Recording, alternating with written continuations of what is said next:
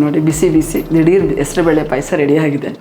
But ನಿಮ್ಗೆ ಬೆಲ್ಲ ಚೆನ್ನಾಗಿತ್ತು ಅಂತಂದರೆ ಅದರ ರುಚಿ ಇದರಲ್ಲಿ ನನಗೆ ಡಿಫ್ರೆನ್ಸ್ ಗೊತ್ತಾಗ್ತಾ ಇದೆ.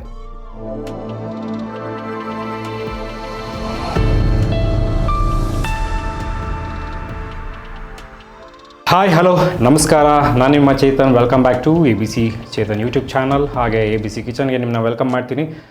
ಇವತ್ತಿನ ಸ್ಪೆಷಲ್ ಡಿಶ್ ಮಾಡೋದಕ್ಕೆ ಒಬ್ಬರು ಸ್ಪೆಷಲ್ ಗೆಸ್ಟ್ ಬರ್ತಾ ಇದ್ದಾರೆ. ಬನ್ನಿ ವೆಲ್ಕಮ್ ಮಾಡೋಣ.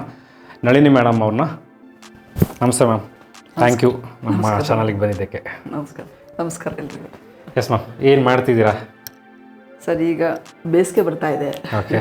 ಎಲ್ರಿಗೂ ಬಿಸಿಲಿನ ತಾಪ ಜಾಸ್ತಿ ಇರುತ್ತೆ. ಓಕೆ. ಅದಕ್ಕೋಸ್ಕರ ಆರೋಗ್ಯಕ್ಕೆ ಮತ್ತು ದೇಹಕ್ಕೆಲ್ಲ ತಂಪಾಗೋ ಥರ ಒಂದು ವೇಳೆ ದಿಢೀರ್ ಹೆಸರುಬೇಳೆ ಪಾಯಸ. ದಿಢೀರ್ ಹೆಸರುಬೇಳೆ ಪಾಯಸ ಯಾವುದೇ ಥರದ್ದು ರುಬ್ಬೋ ಥರದ್ದು ಏನೂ ಇರಲ್ಲ. ಓಕೆ. ತಕ್ಷಣ ನೆಂಟರು ಬಂದರೆ ತಕ್ಷಣವೇ ಮಾಡ್ಬೋದು. ಆ ಥರದ್ದೊಂದು ಹೆಸರುಬೇಳೆ ಪಾಯಸ ಮಾಡ್ತೀನಿ. ಹೆಸರುಬೇಳೆ ಪಾಯಸ ಮಾಡೋದಕ್ಕೆ ಏನೆಲ್ಲ ಬೇಕು ಅಂತ ಒಂದು ಸ್ವಲ್ಪ ಹೇಳಿ ಮ್ಯಾಮ್. ಹೆಸರುಬೇಳೆ ಬೇಕು, ಮತ್ತು ಬೆಲ್ಲ, ತೆಂಗಿನ ತುರಿ, ಮತ್ತು ದ್ರಾಕ್ಷಿ, ಗೋಡಂಬಿ, ತುಪ್ಪ, ಏಲಕ್ಕಿ ಪುಡಿ, ಇಷ್ಟು ಬೇಕು ಸರ್. ಬೆಲ್ಲ ಕರಗೋದು ಸ್ವಲ್ಪ ಪ್ರೊಸೆಸ್ ಸ್ವಲ್ಪ ಲೇಟ್ ಅನ್ನೋದಕ್ಕೋಸ್ಕರ ಬೆಲ್ಲದ ಪಾಕ ಮಾಡ್ಕೊಂಡಿದ್ದಾರೆ. ನೀವು ಮನೆಗಳಲ್ಲಿ ಎಲ್ಲೆಲ್ಲಿ ಸಕ್ಕರೆ ಯೂಸ್ ಮಾಡ್ತೀರಾ ಆ ಜಾಗದಲ್ಲೆಲ್ಲ ನೀವು ಬೆಲ್ಲದ ಪಾಕ ಯೂಸ್ ಮಾಡಿಕೊಂಡು ಈವನ್ ಕಾಫಿ ಟೀನೂ ಮಾಡ್ಬೋದು, ಮಕ್ಕಳಿಗೆ ಹಾಲಿಗೂ ಸಕ್ಕರೆ ಬದಲು ಹಾಕಿನೇ ಕೊಡ್ಬೋದು. ಈಸಿ. ಪ್ರತಿಯೊಂದು ಪದಾರ್ಥಗಳಿಗೂ ಏನೇನೆಲ್ಲ ನೀವು ಸಿಹಿ ಪದಾರ್ಥ ಮಾಡ್ತೀರಾ ಅದಕ್ಕೆ ಯೂಸ್ ಮಾಡ್ಬೋದು. ಅದರಿಂದ ಆರೋಗ್ಯನೂ ಚೆನ್ನಾಗಿರುತ್ತೆ. ಆಲ್ರೆಡಿ ಬೆಲ್ಲದ ಪಾಕ ಮಾಡಿ ರೆಡಿಯಾಗಿದೆ. ಎಸ್ ಮ್ಯಾಮ್, ಸ್ಟಾರ್ಟ್ ಮಾಡೋಣ. ಹೆಸರು ಬೇಳೆನ ಓಕೆ ಹುರ್ಕೋಬೇಕು. ಅಂದರೆ ಕಡಿಮೆ ಉರಿನಲ್ಲಿ ಅದನ್ನು ಹುರಿಬೇಕು. ಯಾಕೆಂದರೆ ಇದರಲ್ಲಿ ರುಚಿ ಬರಬೇಕು ಅಂದರೆ ಕಡಿಮೆ ಉರಿನಲ್ಲಿ ಹೆಸರುಬೇಳೆ ಚೆನ್ನಾಗಿ ಹುರಿಬೇಕು. ಅದು ಹಸಿ ವಾಸನೆ ಹೋಗಲಿಲ್ಲ ಅಂದರೆ ಪಾಯಸ ಅಷ್ಟು ಟೇಸ್ಟ್ ಬರಲ್ಲ. ಇಲ್ಲ ಅಂತ ಹೇಳಿದರೆ ಉರಿ ಜಾಸ್ತಿ ಆಗಿಬಿಟ್ರೆ ಕೆಂಪಾಗ್ಬಿಡುತ್ತೆ, ಅದು ಫ್ರೈ ಆಗಿರಲ್ಲ. ಆಗೊಂಥರ ಹಸಿ ವಾಸನೆ ಹೋಗಲ್ಲ, ಪಾಯಸ ಟೇಸ್ಟ್ ಬರಲ್ಲ. ಸೊ ಕ್ವಾಂಟಿಟಿ ಎಷ್ಟು ತೊಗೋಬೇಕಾಗತ್ತೆ ಮೇಡಮ್? ಇದು ಒಂದು 1/4 kg ಅಂದರೆ 250 ಗ್ರಾಮು ಹೆಸರು ಬೇಳೆಗೆ ಒಂದು 200 ಗ್ರಾಮು ಬೆಲ್ಲ ಬೇಕಾಗುತ್ತೆ. ಆಮೇಲೆ ತೆಂಗಿನ ತುರಿ ಅದು ಒಂದು ದಪ್ಪದಾದರೆ ಒಂದು ಅರ್ಧ ಸಾಕು, ಚಿಕ್ಕದಾದ್ರೆ ಒಂದು ಬೇಕಾಗುತ್ತೆ. ಅದು ತೆಂಗಿನ ತುರಿ ನಿಮಗೆ ಜಾಸ್ತಿ, ಕೆಲವು ತೆಂಗಿನ ತುರಿ ತುಂಬ ಇಷ್ಟ ಆಗುತ್ತೆ, ಜಾಸ್ತಿ ಬೇಕು ಅಂದ್ರೆ ಜಾಸ್ತಿ ಹಾಕೋಬೋದು. ಆಮೇಲೆ ಬೆಲ್ಲನೂ ಅಷ್ಟೇ, ಕೆಲವು ಸ್ವೀಟ್ ಜಾಸ್ತಿ ಬೇಕು ಅಂದ್ರೆ ಇನ್ನೂ ಸ್ವಲ್ಪ ಹಾಕೋಬೋದು.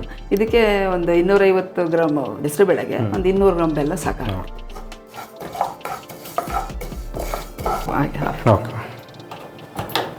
ಹೆಸರು ಬೇಳೆನ ಹುರಿದು ಅದನ್ನ ಕುಕ್ಕರಲ್ಲಿ ಒಂದು 3 ವಿಷಲ್ ಹಾಕ್ಸ್ಕೊಂಡಿರೋದು ಇವಾಗ ಬಾಣಲಿಗೆ ಹಾಕ್ತಾ ಇದ್ದಾರೆ.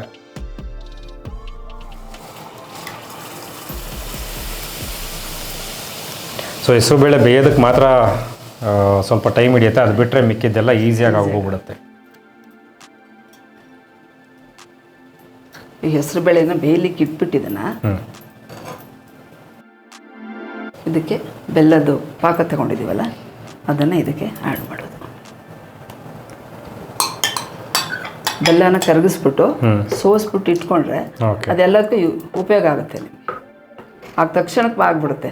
ಇಲ್ಲಾಂದರೆ ಬೆಲ್ಲ ತಗೊಂಡು ಕುಟ್ಕೊಂಡು ಪುಡಿ ಎಲ್ಲ ತುಂಬ ಟೈಮ್ ತಗೊಳುತ್ತೆ. ಸೊ ಇದು ಬೆಲ್ಲದ ಪಾಕ ನೋಡೋದಕ್ಕೂ ಜೇನುತುಪ್ಪದ ಥರ ಕಾಣಿಸ್ತಾ ಇದೆ ಗಟ್ಟಿಯಾಗಿ. ಇದು ಆರ್ಗ್ಯಾನಿಕ್ ಬೆಲ್ಲ, ಇದನ್ನೇ ನಾವು ಕರಗಿಸ್ಬಿಟ್ಟು. ಸೊ ಬೆಲ್ಲದ ಪಾಕ ಮಾಡ್ಕೊಂಡಿರೋದ್ರಿಂದ ಉಪಯೋಗಗಳೇ ಜಾಸ್ತಿ. ಯಾಕೆಂದರೆ ಪಾಕ ಮಾಡಾದ್ಮೇಲೆ ಸೋಸ್ದಾಗ ಅದರಲ್ಲಿರೋ ಕಲ್ಮಶಗಳು, ಕಸ ಕಡ್ಡಿ ಏನಿರುತ್ತೆ ಅದೆಲ್ಲ ಹೋಗಿರುತ್ತೆ. ಸೊ ನಿಮಗೆ ಪ್ಯೂರ್ ಬೆಲ್ಲದ ಪಾಕ ಸಿಕ್ಕಿರುತ್ತೆ. ಅದನ್ನು ಯಾವುದಕ್ಕೆ ಬೇಕಾದರೂ ಯೂಸ್ ಮಾಡ್ಕೋಬೋದು. ಇನ್ಸ್ಟೆಂಟಾಗಿ ನಿಮಗೆ ಏನೇ ಪಾಯಸ ಮಾಡಬೇಕು ಇಲ್ಲ ಸ್ವೀಟ್ ಮಾಡಬೇಕು ಅಂದ್ರೂ ಬೆಲ್ಲದ ಪಾಕ ಮನೇಲಿ ರೆಡಿ ಇತ್ತು ಅಂತಂದರೆ ಈಸಿಯಾಗಿ ಆಗೋಗ್ಬಿಡುತ್ತೆ.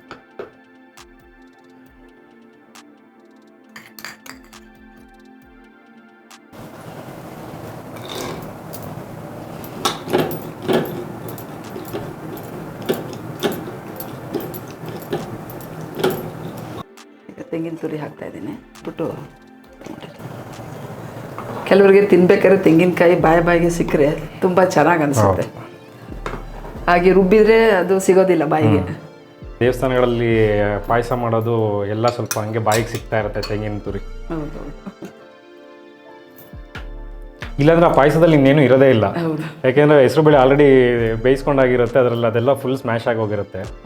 ಬಾಯಿಗೆ ಸಿಗೋದೇ ಡ್ರೈ ಫ್ರೂಟ್ಸು, ಇಲ್ಲ ಅಂತಂದರೆ ತೆಂಗಿನ ತುರಿ.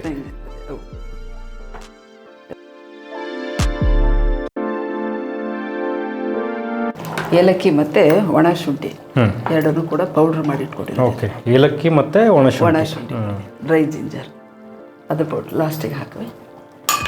ಇದು ಫಸ್ಟ್ ಟೈಮ್ ನಾನು ಒಣಶುಂಠಿನ ಪಾಯಸದಲ್ಲೇ ಹಾಕ್ತಿರೋದು ನೋಡ್ತಿರೋದು ನಾನು. ಚೆನ್ನಾಗಿರುತ್ತೆ. ಅಂದರೆ ಸ್ವಲ್ಪ ಹಾಕಬೇಕು, ಜಾಸ್ತಿ ಹಾಕ್ಬಾರ್ದು. ಏಲಕ್ಕಿ ಜಾಸ್ತಿ ಇರುತ್ತೆ, ಶುಂಠಿ ಕಡಿಮೆ. ಓಕೆ. ಅದನ್ನ ಎರಡನ್ನೂ ಪೌಡ್ರ್ ಮಾಡಿ ಇಟ್ಕೊಂಡ್ಬಿಟ್ರೆ ಸ್ವೀಟ್ ಮಾಡಿದಾಗೆಲ್ಲ ನಮಗೆ ಆಗ ಏಲಕ್ಕಿ ಎಲ್ಲ ಕುಟ್ಕೊಂಡು ಕೂತ್ಕೊಳ್ಳೋಕೆ ಆಗಲ್ಲ. ಅಂಥ ಟೈಮಲ್ಲಿ ಇದೆಲ್ಲ ಪೌಡ್ರ್ ಮಾಡಿ ಇಟ್ಕೊಂಡ್ಬಿಟ್ರೆ ನಮ್ಗೆ ಈಸಿ ಅಡುಗೆ ಮಾಡಲಿಕ್ಕೆ. ಈಗ ಪಾಯಸ ರೆಡಿ ಆಯಿತು. ಓಕೆ. ಅದು ಹೆಸರು ಬೇಳೆ ಬೇಯಿಸೋದು ಅಷ್ಟೇ ಟೈಮ್ ತಗೊಳ್ಳೋದು. ಅದು ಬಿಟ್ಟರೆ ಇನ್ನೆಲ್ಲ ಬೇಗ ಬೇಗ ಅದನ್ನು ಬೇಗನೆ ಬೆಂದ್ಬಿಡುತ್ತೆ. ಅದು ಬೇಗ 2 ವಿಷಲ್ ಇಲ್ಲ 3 ವಿಷಲ್ಗೆ ಬೇಗ. ಅದಕ್ಕೆ ಇದನ್ನು ದಿಢೀರ್ ಹೆಸರು ಬೇಳೆ ಪಾಯಸ ಅಂತ ಹೇಳೋದು. Yes ma'am. ಏಲಕ್ಕಿ ಹಾಕಿದ್ಮೇಲೆ ಇವಾಗ ಅದ್ರದ್ದು ಘಮ ಘಮ ಪರಿಮಳ ಬರ್ತಾ ಇದೆ.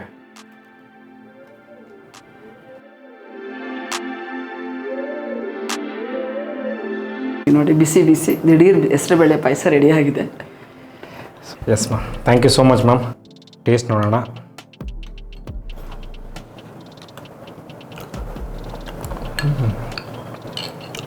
ಸೂಪರ್ ಆಗಿದೆ. ಬಟ್ ನಿಮ್ಗೆ ಬೆಲ್ಲ ಚೆನ್ನಾಗಿತ್ತು ಅಂತಂದರೆ ಅದರ ರುಚಿ ಇದರಲ್ಲಿ ನನಗೆ ಡಿಫ್ರೆನ್ಸ್ ಗೊತ್ತಾಗ್ತಾ ಇದೆ. ಮಾಮೂಲಿ ಬಿಳಿ ಬೆಲ್ಲ ಹಾಕಿ ಪಾಯಸ ಮಾಡೋದಕ್ಕೂ ಇದು ಆರ್ಗ್ಯಾನಿಕ್ ಬೆಲ್ಲ ಹಾಕಿ ಪಾಯಸ ಮಾಡೋದಕ್ಕೂ ಡಿಫ್ರೆನ್ಸ್ ಗೊತ್ತಾಗ್ತಾ ಇದೆ. ಸೊ ನೀವು ಸಾಧ್ಯವಾದಷ್ಟು ಆರ್ಗ್ಯಾನಿಕ್ ಫುಡ್ನ ಕನ್ಸ್ಯೂಮ್ ಮಾಡಿ, ಹೆಲ್ತ್ಗೂ ಒಳ್ಳೆಯದು, ಈವನ್ ನಿಮಗೆ ಟೇಸ್ಟೂ ಚೆನ್ನಾಗಿ ಸಿಗುತ್ತೆ. Thank you so much ma'am. ಒಳ್ಳೆ ಒಂದು ದಿಢೀರ್ ಹೆಸರುಬೇಳೆ ಪಾಯಸ ಮಾಡಿಕೊಟ್ಟಿದ್ದಕ್ಕೆ. ಹೆಸರುಬೇಳೆ ಪಾಯಸ ನಮ್ಮ ದೇಹಕ್ಕೆ ತಂಪು ಕೊಡುತ್ತೆ. ನಿಜ, ಸತ್ಯ ಮ್ಯಾಮ್. ಈ ಬೇಸಿಗೆ ಟೈಮಲ್ಲಿ ಇದನ್ನು ಉಪಯೋಗಿಸೋದು ಒಳ್ಳೆಯದು. ಹೆಸರು ಕಾಳು, ಹೆಸರು ಬೇಳೆ ಇಂಥದ್ದೆಲ್ಲ ಜಾಸ್ತಿ ಉಪಯೋಗಿಸಿದ್ರೆ ಒಳ್ಳೆಯದು. ಇವಾಗ ಯಾಕೆಂದರೆ ಹೆಸರು ಕಾಳನ್ನು ಧಾನ್ಯಗಳ ರಾಜ ಅಂತ ಕರೀತಾರೆ. ಓ, ಇದು ಗೊತ್ತಿರಲಿಲ್ಲ ನನಗೆ. ಹಾಗಾಗಿ ಬೇಸಿಗೆ ಟೈಮಲ್ಲಿ ಸಾಧ್ಯವಾದಷ್ಟು ಇದನ್ನು ಜಾಸ್ತಿ ಯೂಸ್ ಮಾಡಿದರೆ ನಮಗೆ ಬಾಡಿ ತುಂಬ ತಂಪಾಗಿರ್ತದೆ. ಬಿಸಿಲಿಂದು ಶಾಖ ನಮ್ಗೆ ಅಷ್ಟು ಆಗೋದಿಲ್ಲ, ತಂಪು ಅನಿಸುತ್ತೆ.